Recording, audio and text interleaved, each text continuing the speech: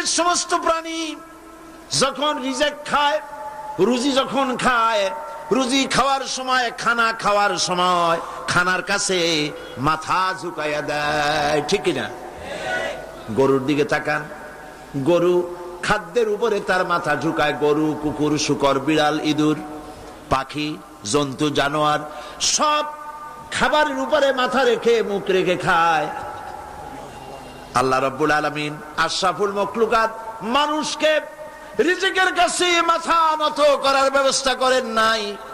রুজি তোমার মুখের কাছে চলে আসবে, তোমার রিজিক, তোমার মাথা রিজকের কাছে নত হবে না, নত হবে কেবলমাত্র রাজ্জাকের কাছে, আল্লাহর কাছে মাথা নত হবে। সুবহানাল্লাহ।